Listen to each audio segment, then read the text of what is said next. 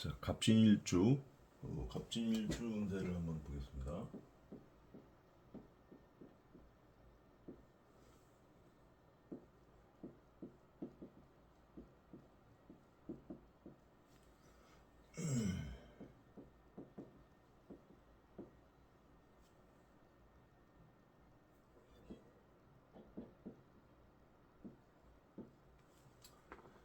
자, 이런 모양이 나오는데 갑진일주는 지장간에 이렇게 을개무가 있어서 지장간에 있는 개수가 투한되는 이 연의 운을 잘 봐야 돼요.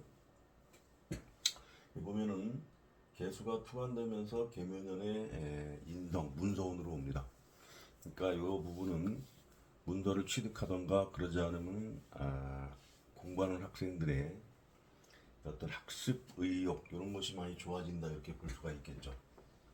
근데 문서운을 잘 봐야 하는데 문제는 지지로 양인 겁재를 달고 온다는 거예요.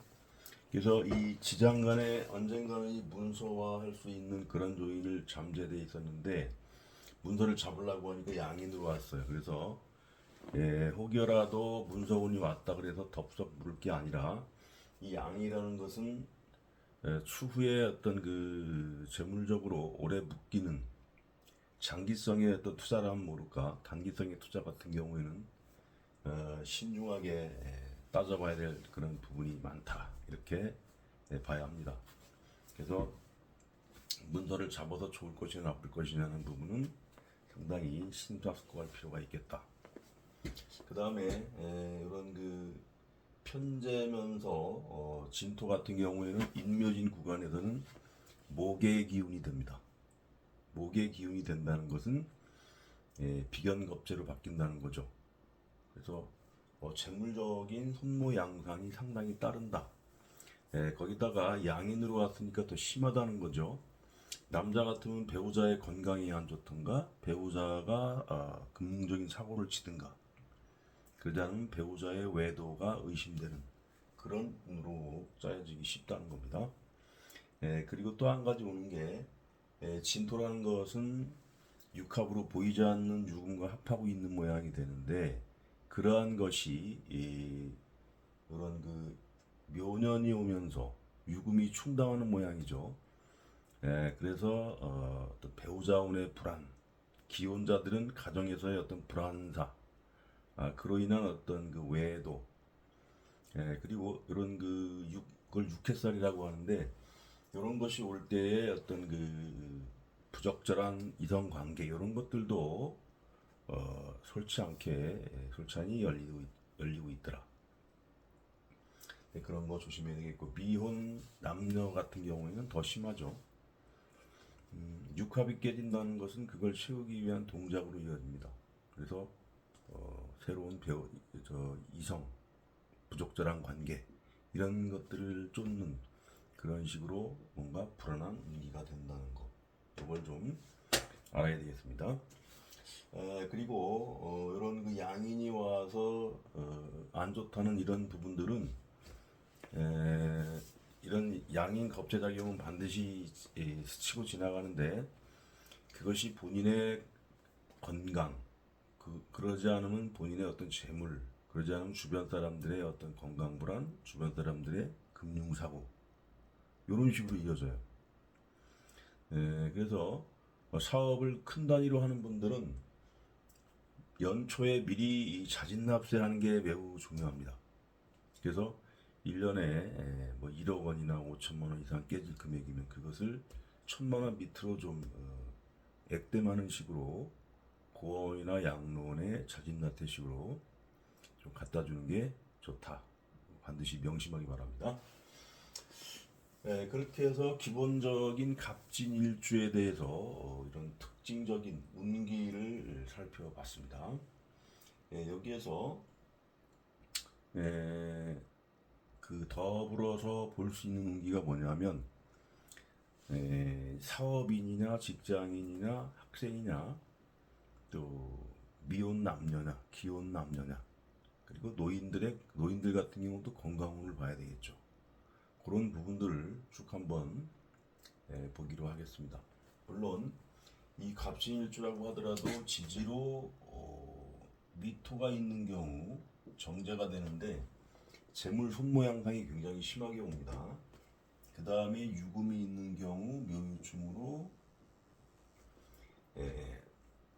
직장의 이동 변동, 그러지 않으면 직장을 그만두던가 부서의 이동 변동 또는 사회적인 명함의 추락, 그러니까 체면 손상, 그리고 큰 일을 하는 사람 같은 경우에는 급속도의 어떤 그 하락을 경험하게 됩니다. 운기의 하락, 그런 거 조심해야 되겠죠.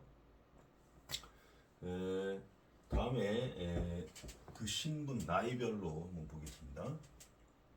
먼저 사업인의 경우, 두 번째가 직장인은 어떨 것이냐, 세 번째가 학생은 어떨 것이냐. 학생 같은 경우도 많이 챙겨보죠. 집에 부모가 되시는 분들은. 그 다음 네 번째가 남자, 여자. 그 다음에 기혼 남녀. 그 다음에 일곱 번째가 노인. 노인분들은 건강을 주로 보겠습니다. 이렇게 해서 순서대로 한번 쭉 운기를 설명하겠어요.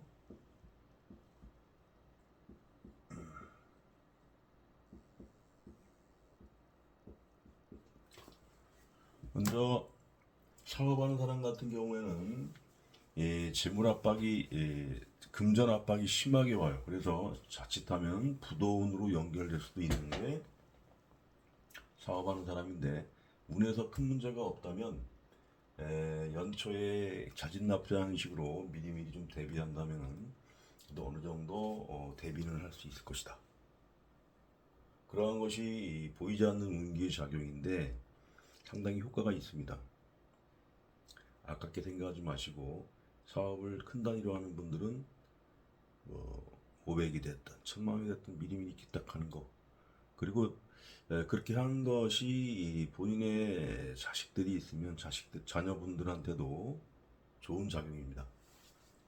그 다음에 직장인 같은 경우는 직장의 이직 전직, 이 겁재가 온다는 것은 직장 내에서의 내 위치가 상당히 안 좋다는 것, 구설잡음으로 볼 수가 있는데, 비견겁재라는 것은 관도 분탈한다, 제도 분탈하지만, 그래서 조직 직장 내에서의 나의 권위 위치가 상당히 손상이 온다, 그렇게 봅니다. 그래서 이직 전직 같은 게 올 수가 있고, 그러지 않고 좀 직장 사업할 그릇이 아니고 직장에서 남아야 되겠다는 분들은 3, 4일은 하면서 잘 버티는 것이 본인한테 매우 유리할 겁니다. 학생 같은 경우는 양인이 오죠. 인성이 와서 공부를 잘한다고 볼 수가 있는데, 그러더라도 실력 이상의 어떤 그 학과를 지원했을 때는 떨어질 가능성이 매우 높다는 것. 그리고 가급적이면 하향 안전 지원을 하고, 그러지 않으면 재수를 고려하는 것도 괜찮다, 이렇게 볼 수 있습니다. 미혼 남녀 같은 경우에는 급하게 결혼을 서두르는 케이스들이 있습니다. 이 사람들은 빠르면은 6개월, 길면 3년 안에 이혼으로 연결되는 경우가 많으니까 이 부분을 좀 참고해서 결혼하는 분들은 서두르지 않기를 바라겠어요. 그리고 이때 만나지는 인연이라고 하더라도, 결혼 안 하더라도 어떤 일이 발생하냐면은 나한테 금전적인 손해를 끼치는 인연, 이렇게 올 수 있다는 거죠. 예를 들어서 꽃뱀, 그러지 않으면 꽃제비, 이런 식으로. 기혼자 같은 경우는 배우자의 부정행위로 볼 수가 있죠. 그러지 않으면 남자 같은 경우, 여자 같은 경우도 마찬가지고, 유금이 있던가 이런 식으로 해서 금기운이 약화되는 것이고 토기운도 약화되는 것이기 때문에 배우자의 건강 불안 또는 부정행위, 이렇게 올 수 있다. 그리고 이런 그 노인분들 같은 경우는 이런 겁재라는 것이 본인의 기운이 돼서 건강이 좋아지지 않겠냐 볼 수 있는데, 양인이면서 겁재라는 것이 재물적인 겁탈을 그런 그 양상을 보이고 가요. 그렇기 때문에 어떤 일이 발생하냐면 재물이 안 나가면은 피로써 어떤 그 보상을 가져간다 이런 논리가 있는데 피를 본다는 것은 교통사고 또는 그 외에 여러 가지 이 사고수, 다툼, 타인과의 다툼에 의해서 재물이 나갈 수밖에 없는 상황.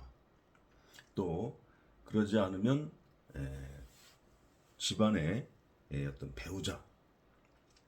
배우자를 통해서 또 재물이 나가든가 아니면 자식들을 통해서 나가든가 그러지 않으면 집안의 뭐 반려동물이라도 해서 나가는 그런 일들이 발생하는 것이 바로 양이라는 것이니까 전체에 해당하는 그런 나름대로 사회적인 위치가 있고 지킬 만한 재물이 있는 분이라면 미리미리 연초에 자진납세식으로 좀 고해나 양로원에 보시 같은 행위를 하는 것이 좋다.